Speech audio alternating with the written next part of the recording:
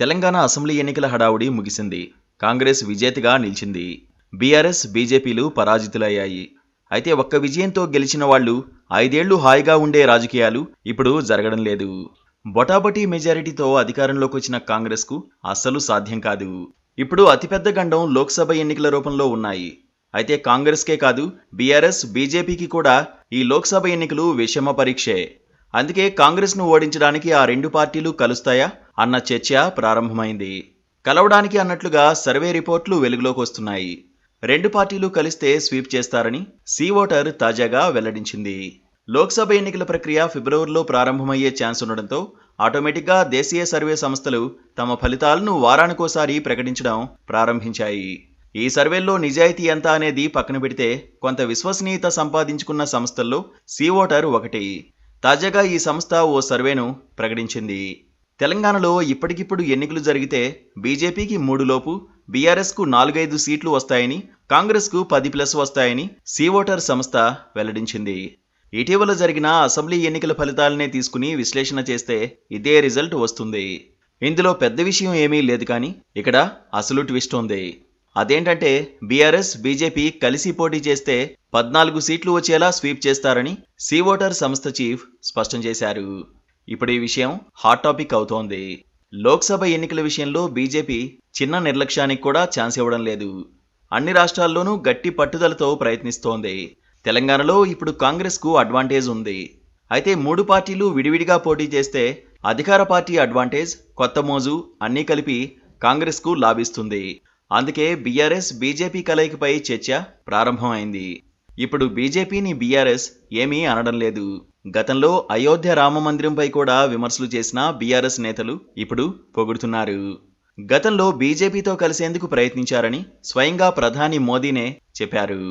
పార్టీని కాపాడుకోవాలంటే బీజేపీకి సన్నిహితం కాక తప్పదన్న భావన కేసీఆర్ గతంలోనే వ్యక్తం చేశారు. ఇప్పుడు అధికారం పోయింది. ఇప్పుడు బీజేపీ హైకమాండ్ నుంచి ప్రతిపాదన వస్తే ఖచ్చితంగా పొత్తు పెట్టుకోక తప్పదు. ఇప్పుడు బీఆర్ఎస్కు పోటీగా 2 జాతీయ పార్టీలు ఉన్నాయి. ఒకటి రాష్ట్రంలో అధికారంలో ఉంది, మరొకటి కేంద్రంలో అధికారంలో ఉంది. ఈ 2 పార్టీలను కేసీఆర్ ఎదుర్కోవాల్సి ఉంది. కాంగ్రెస్ పార్టీ గత అనుభవాల కారణంగా ఖచ్చితంగా బీఆర్ఎస్ ఎమ్మెల్యేలను ఆకర్షిస్తుంది. ఇక బీజేపీ గురించి చెప్పాల్సిన పనిలేదు. ఎంత బలమైన పార్టీ అయినా 2 జాతీయ పార్టీలతో పోరాడడం అంటే కేసీఆర్కు, బీఆర్ఎస్కు అంత తేలిక కాదు. ఎందుకంటే 10 ఏళ్ల పాటు అధికారంలో ఉండడం వల్ల అనేక రకాల ఆరోపణల లగేజీని మోసుకు తిరగాల్సి వస్తోంది. సీఎంగా ఉండడం వల్ల ఢిల్లీ లిక్కర్ స్కామ్లో కవిత అరెస్టు కాకుండా తప్పించగలిగారని చెప్పుకున్నారు. కానీ ఇప్పుడు పవర్ పోయింది. ఇప్పుడు నిస్సహాయంగా చూస్తూ ఉండాల్సిందే. రాష్ట్ర ప్రభుత్వం చేసే విచారణల వల్ల మరింత టెన్షన్ ఎదుర్కోవాలి. అందుకే ఇప్పుడు ఏదో ఓ జాతీయ పార్టీతో కేసీఆర్ అవగాహనకు రావాల్సుంటుంది. నిన్న మొన్నటిదాకా జాతీయ రాజకీయాల్లో బీఆర్ఎస్కు 2 ఛాయిస్లు ఉన్నాయి. 2 పార్టీల్లో దేనితోనైనా కలిసే అవకాశం ఉంది. కానీ ఇప్పుడు తెలంగాణలో కాంగ్రెస్ అధికారంలోకి రావడం వల్ల ఆ పార్టీతో కలిసే అవకాశం ఉండదు. అలా కలిస్తే నేరుగా బీజేపీ నోట్లో చిక్కినట్లే. ఇక మిగిలింది బీజేపీతో కలవడమే. అలా కలిస్తే పార్టీని కాపాడుకోగలరా అంటే తాత్కాలికంగా అన్న సమాధానం వస్తుంది. బీజేపీతో పొత్తు పెట్టుకున్న మరుక్షణం బీఆర్ఎస్ సైజు తగ్గిపోతుంది. మెల్లగా ఆ పార్టీ ప్రాధాన్యాన్ని కోల్పోతుంది. ఓ రకంగా బీజేపీనే మొత్తం లాగేస్తూ పోతుంది. వచ్చే ఎన్నికల నాటికి బీఆర్ఎస్ను బీజేపీ నిర్వీర్యం చేసినా ఆశ్చర్యం లేదు. ఎలా చూసినా బీఆర్ఎస్కు అత్యంత కఠినమైన పరిస్థితులు ఉన్నాయని అనుకోవచ్చు.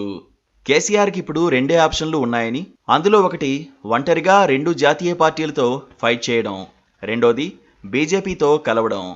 2 ఆప్షన్లు కూడా 2 వైపులా పదునున్న కత్తిలాంటివే. కేసీఆర్కు ఇది అత్యంత గడ్డు పరిస్థితి. బీజేపీ పొత్తు పెట్టుకోవాలని హుకుం జారీ చేస్తే తిరస్కరించలేని నిస్సహాయ స్థితిలో ఇప్పుడు బీఆర్ఎస్ ఉంది. అంటే ఛాయిస్ బీజేపీదే.